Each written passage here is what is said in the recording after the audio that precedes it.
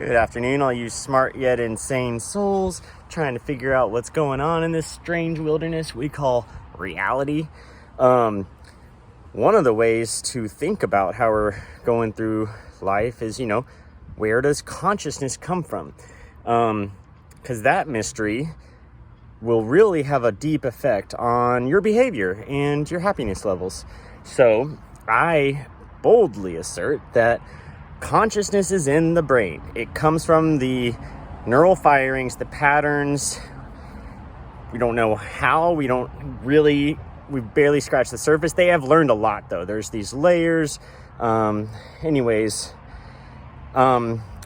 should we believe consciousness comes from the brain?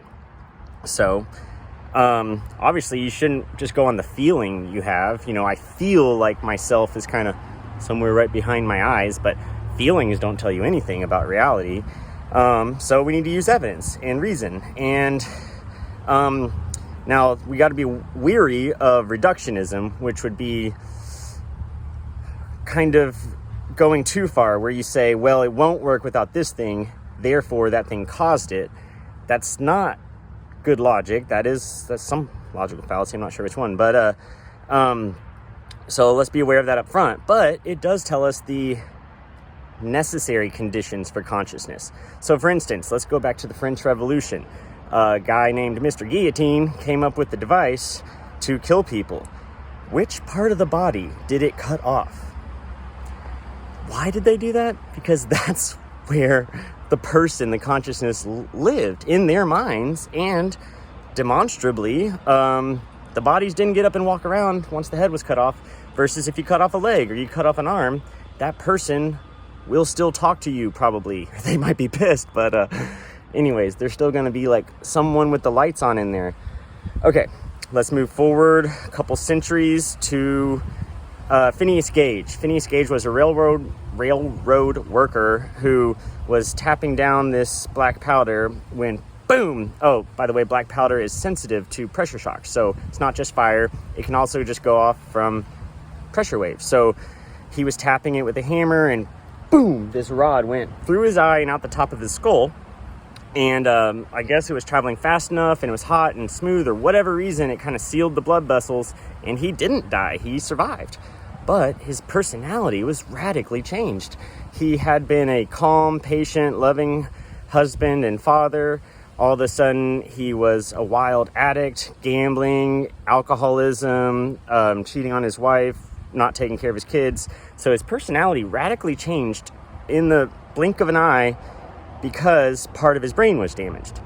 Similarly, skip another 100 years forward and we got lobotomies. So lobotomy is a terrifying procedure. If you don't know what it is, Google it. There's some nasty stuff, but they basically use an ice pick or some kind of long hook thing. Sometimes they go through the eye, sometimes they go through the nose, and they rip some of the brain in the front, in your cerebral cortex, in your prefrontal lobe, which tends to be associated with personality and a lot of the what do they call it, like executive control functions. So the ability to push yourself to do stuff that you don't really want to do, or to have patience, or to inhibit impulses. A lot of that tends to be and seems to be associated with brain activity in the front of your head.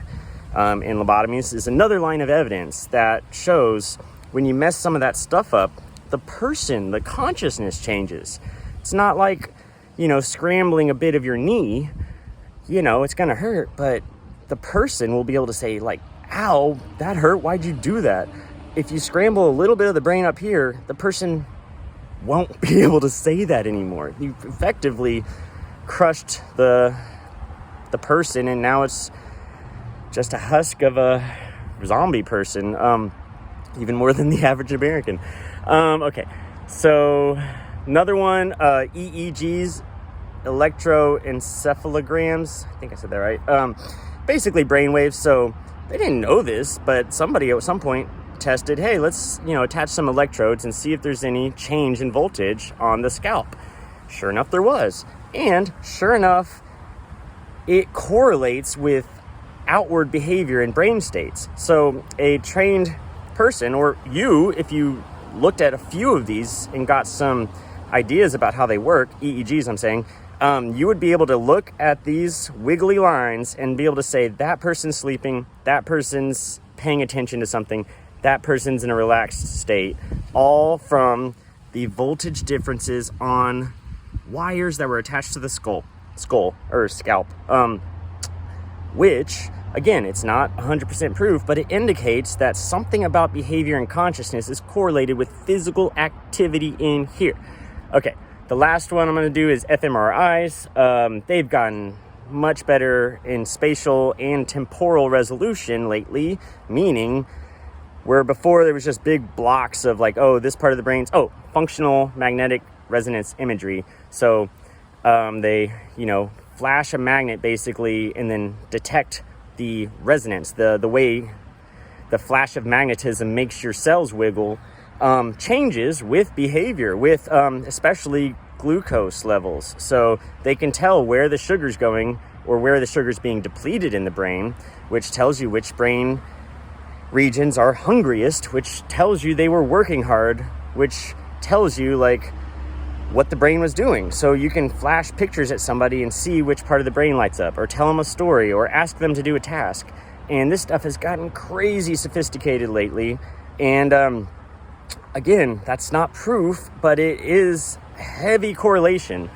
And I said I was going to make that the last one, but Neuralink is pretty interesting. Obviously only a year or two old, but now they can detect on the neuron level, or maybe it's on the 10 to 100 neuron level, like activity down very granular, very tiny regions, and actually have monkeys playing video games without joysticks, just with their brains. Or that pig that was like, they were able to tell whenever its nose bumped something.